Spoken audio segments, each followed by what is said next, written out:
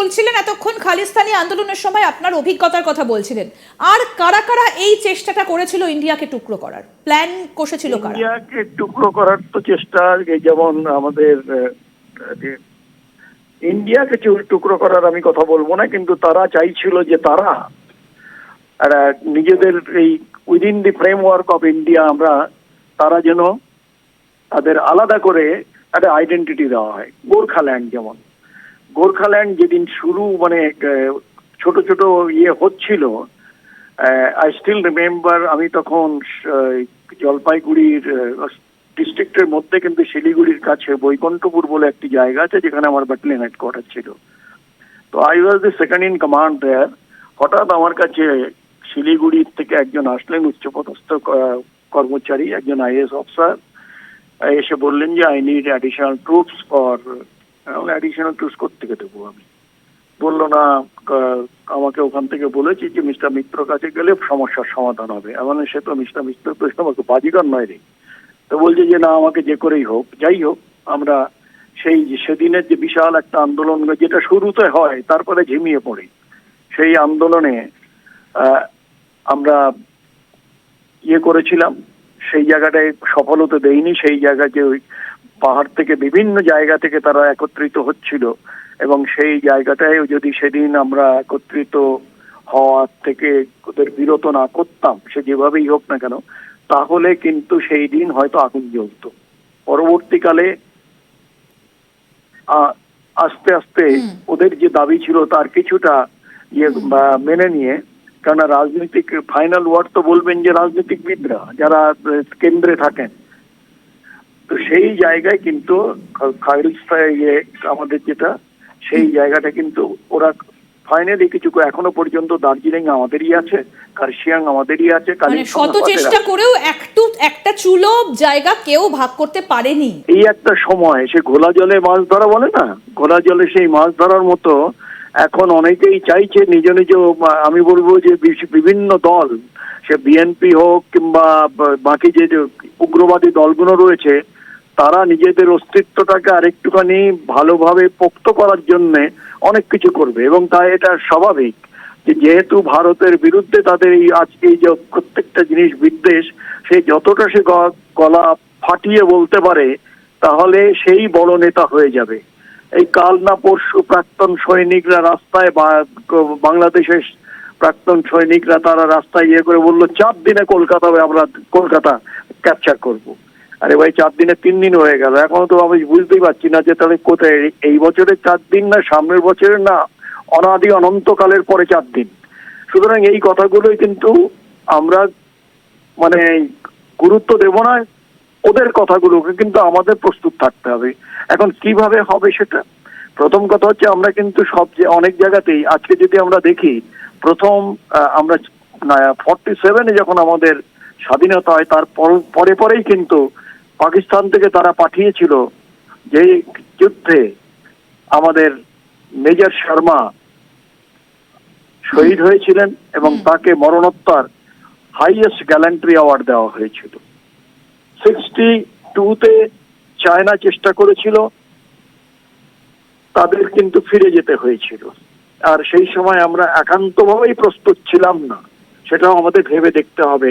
কারণ শত্রু বলে আসবে না, কারণ প্রত্যেকটা যুদ্ধে সবচেয়ে বড় এলিমেন্ট হচ্ছে এলিমেন্ট অফ সারপ্রাইজ। যত বেশি সারপ্রাইজ দেওয়া যাবে বিরোধী পক্ষকে কিংবা শত্রুকে, ততই কিন্তু ব্যাটল, আমরা যেটাকে বলি ব্যাটল হাফ ওন। সিমিলারলি আমরা পরবর্তীকালে 65-এ পাকিস্তান মিস অ্যাডভেঞ্চার করেছিল, মুক্তোর জবাব পেয়েছে। তারপরে হলো কি 71-এ ইন্দিরা গান্ধী এই অত্যাচার সহ্য করতে না পেরে তার মন্ত্রী সভা এবং চিফ অফ আর্মি স্টাফ, পরবর্তীকালে যিনি ফিল্ড মার্শাল হন, মানেকশার সঙ্গে আলোচনা করে বিএসএফ এর যিনি আমাদের ছিলেন DG mister KF Rustomji, one of the most celebrated police officer ever born in India, তাদের নিয়ে একটা চিন্তা ভাবনা করার পরে আমরা একটা যুদ্ধে আমরা অবতীর্ণ হই।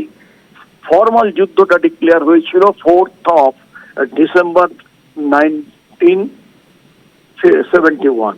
কিন্তু তার আগে যে ক্ল্যান্ডেস্টাইন অপারেশন হচ্ছিল পাকিস্তান ইস্ট পাকিস্তানের মধ্যে দিয়ে, এবং সেটা আমি ডিটেলসে যাচ্ছি না, আমার সৌভাগ্য হয়েছিল যে বেশ কিছু মিশন লিড করা সেই সময়, এবং ওয়ারের প্রস্তুতি আমরা যেটা পেয়েছিলাম নিয়েছিলাম, এবং আমরা অনেক দূর যেয়ে আমরা খণ্ড বিখণ্ড যদি সত্যি হতে ওদের ক্ষমতা হয়, তাহলে চেষ্টা করুক না, আমরা তো তৈরি আছি। স্যার আপনার অভিজ্ঞতা যদি কিছু বলেন, কারণ এইরকম যে ফাঁকা আওয়াজ, এটা কোট ফাঁকা আওয়াজই বলবো, কারণ বাংলাদেশ এটা ফাঁকা আওয়াজই দিচ্ছে। খালিস্তানি যখন আন্দোলনটা শুরু হয়েছিল, আপনার বোধহয় কিছু অভিজ্ঞতা রয়েছে, সেই সময় সম্ভবত আপনি পোস্টেড ছিলেন, আমাদের সঙ্গে যদি একটু শেয়ার করেন অভিজ্ঞতা। না, আমি শুধু খালিস্তান নয়, আমি সেই ইয়েতে ধরুন এই যে উলফাও ছিল, উলফারা অনেক চেষ্টা করেছিল যে আমরা ওই খণ্ডটাকে, ওই অঞ্চলটাকে আমরা ওরা ছিনিয়ে নিই, এবং তার পেছনে আইএসআই এবং পাকিস্তানে বাংলাদেশের প্রচন্ড মদত ছিল। এখন সেই জায়গায় আমি খালিস্তানের কথা বলছি, খালিস্তান এটা different type of all together of ইয়ে ছিল। কারণটা হচ্ছে যে খালিস্তানে মানে এই গুরুদুয়ারার উপরে যখন হামলা হলো, কিংবা সেখান থেকে ওদের কথা মতো সেখানে যে ডেসিক্রেশন করা হয়েছিল, এবং যেটা প্রবাবলি যে প্রত্যেকটা যারা শিখ ধর্মে পালন করেন তাদের মধ্যে প্রায় সবাই অত্যন্ত মানে মানসিকভাবে আঘাত পেয়েছিলেন, যেটা আমরা পরবর্তী সেই সময় আমরা বুঝতে পেরেছিলাম।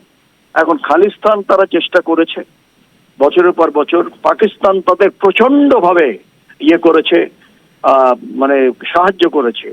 আমি যে জায়গাটা ছিলাম, যে এই আমার বলতে নেই, পাঞ্জাবের একটা সবচেয়ে কঠিনতম জায়গা, সেইখানে আমি কমান্ড নিয়েছিলাম, এবং সেই কমান্ডের সময় আমরা দেখেছি যে পাকিস্তানের যে কি হাব ভাব।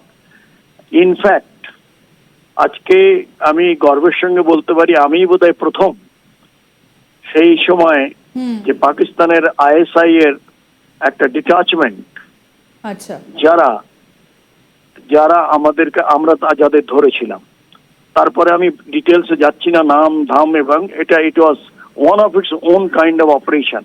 এখন খালিস্তানের কি হয়েছিল যে ওদের সেটা একটা পরবর্তীকালে দেখা গেল যে খালিস্তান যখনই একটা মোরালিটি থেকে তোমরা যে কেউ কোনো আন্দোলন হয়, সেটা যখন পিছলে যেতে আরম্ভ করে, যখন সেটা লোভ কিংবা টাকা পয়সা কিংবা তাদের করা, তাদের থেকে জোর করে তাদের কাছ থেকে কেড়ে নেওয়া, যখন এই ধরনের অত্যাচার শুরু হয়, তখন কিন্তু মোরালিটায় দে আর অলরেডি কিন্তু তারা হেরে গেছে। এই যে খালিস্তানের যেটা তুমি বলছো, খালিস্তানে পাঞ্জাবে বিভিন্ন জায়গায় হয়েছে, আমি ছিলাম।